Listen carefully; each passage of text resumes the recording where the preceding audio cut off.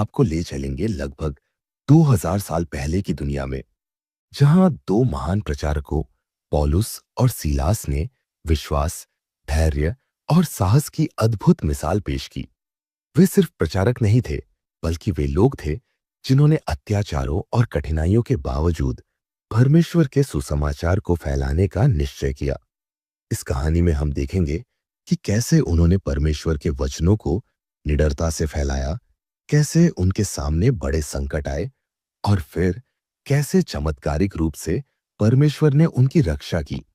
यह सिर्फ एक ऐतिहासिक घटना नहीं है, बल्कि ये कहानी आज भी हमें सिखाती है कि जब हम सच्चे दिल से विश्वास करते हैं, तो परमेश्वर हमारे लिए रास्ते खोलता है, चाहे परिस्थितियां कितनी भी कठिन क्यों ना हो।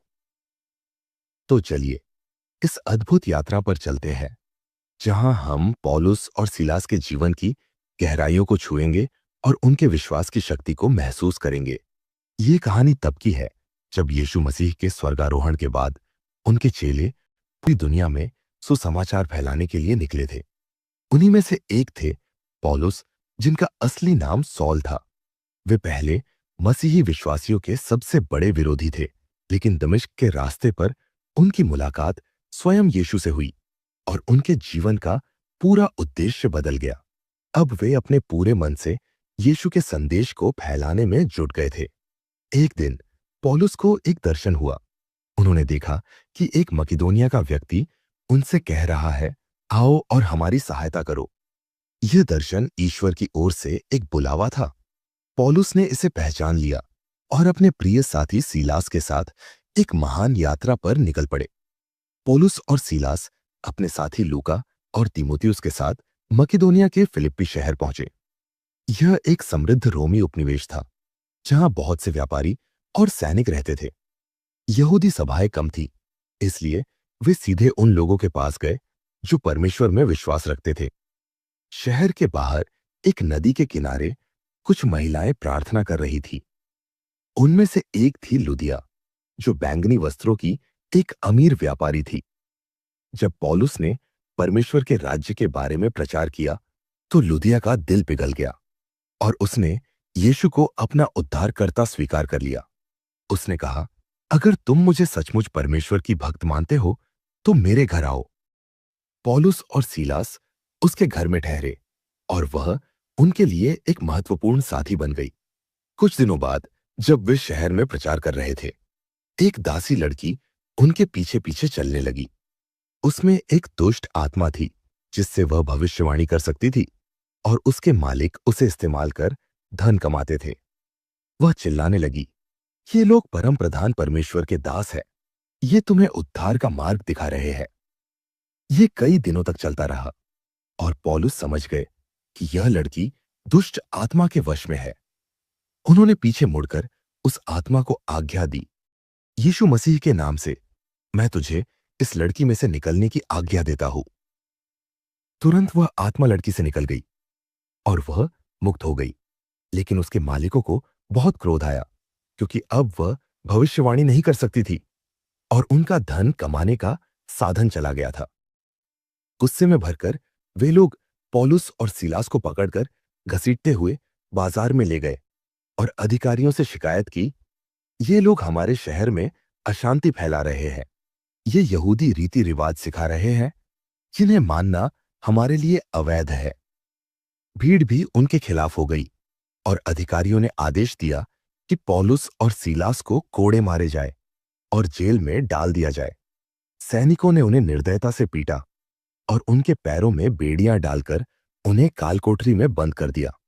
उस रात जब चारों ओर अंधेरा था और जेल में सन्नाटा पसरा था, पौलुस और सीलास अपने दर्द और घावों के बावजूद प्रार्थना कर रहे थे और भजन गा रहे थे। उनके विश्वास ने जेल के अन्य कैदियों को भी चकित कर दिया। तभी अचानक एक भयंकर भूकंप आया। जेल की नींव हिल गई और सभी कैदियों के द्वार खुल गए और उनकी बेड़ियां टूट गई। यह एक चमत्कार था। जेलर, जो गहरी नींद में था, जब यह सब हुआ तो वह जाग गया। उसने देखा कि सभी दरवाजे खुले हैं और सोचा कि कैदी भाग गए होंगे। वह इतना डर गया कि उसने अपनी तलवार खींच ली और खुद को मारने ही वाला था कि पौलुस ने जोर से पुकारा, रुको, हम सब यही हैं। जेलर कांपता हुआ उनके पास आया और घुटनों के बल गिर पड़ा। उसने कहा, मुझे बचाने के लिए मैं क्या करूं? पौलुस ने उत्तर दिया, प्रभु यीशु मसीह पर विश्वास करो तो तुम और तुम्हारा घर उद्धार पाएगा। जेलर ने तुरंत अपने परिवार को बुलाया और वे सब यीशु में विश्वास ले आए। उन्होंने उसी रात अपने घर पर पौलुस और सीलास की सेवा की, उनके घावों को धोया और फिर पूरा परिवार बपतिस्मा ले लिया। अगली सुबह अधिकारियों को जब पता चला कि वे निर्दोष थे, तो उन्होंने उन्हें चुपचाप रिहा करने का आदेश दिया। लेकिन पौलुस ने कहा, हम रोमी नागरिक हैं और हमें बिना मुकदमे के पीटा गया। अब वे खुद आकर हमें आजाद करें। अधिकारियों को यह सुनकर डर लगा और वे खुद आए, माफी मांगी और उन्हें सम्मानपूर्वक जेल से बाहर निकाला। फिलिप्पी में एक शक्तिशाली आंदोलन की शुरुआत हो चुकी थी। लुदिया, जेलर और उनके परिवार ने अब मसीह में विश्वास ले लिया था। यहीं से मसीही कलीसिया की नींव पड़ी। फिलिप्पी में चमत्कारी घटनाओं के बाद पौलुस और सीलास को जेल से रिहा कर दिया गया था। उन्होंने लुदिया और अन्य विश्वासियों से विदा ली और आगे की यात्रा के लिए तैयार हुए। लुदिया के घर में एक गहरी चर्चा चल रही थी। लुदिया, क्या आपको नहीं लगता कि आपको यहां कुछ और दिन रुकना चाहिए?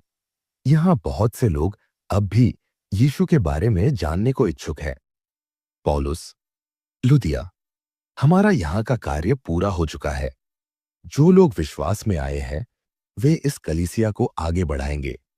हमें अन्य नगरों में भी जाना है, क्योंकि वहां भी बहुत से लोग सुसमाचार सुनने के लिए प्रतीक्षारत है।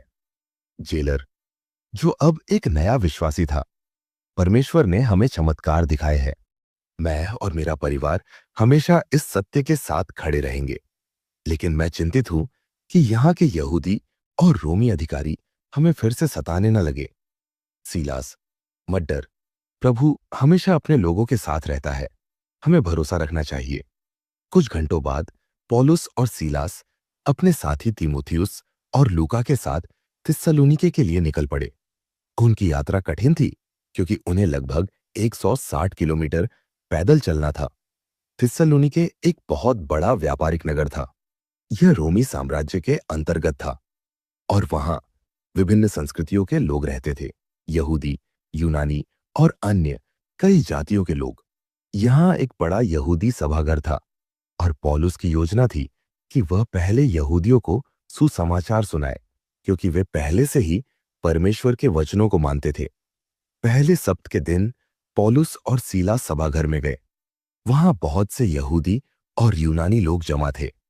पौलुस ने पवित्र शास्त्र खोलते हुए कहा, भाइयों, हमारे पूर्वजों की पुस्तकों में लिखा है कि मसीह को कष्ट सहना पड़ेगा और फिर मृतकों में से जी उठना होगा। यह वही मसीह है और मैं तुम्हें बताना चाहता हूं कि वह कोई और नहीं बल्कि यीशु ही है। लोग ध्यान से सुन रहे थे।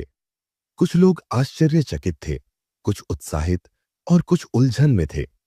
सीलास ने आगे कहा, हमने स्वयं देखा कि कैसे यीशु ने आश्चर्य कर्म किए, कैसे उन्होंने प्रेम का संदेश दिया और कैसे उन्हें क्रूस पर चढ़ाया गया।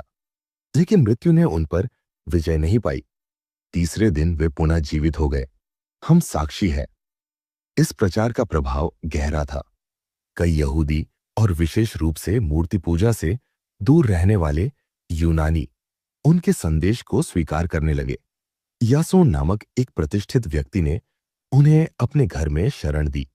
लेकिन सभी लोग खुश नहीं थे। यहूदी अगुवे यह देखकर क्रोधित हो गए कि बहुत से लोग यीशु में विश्वास ला रहे थे।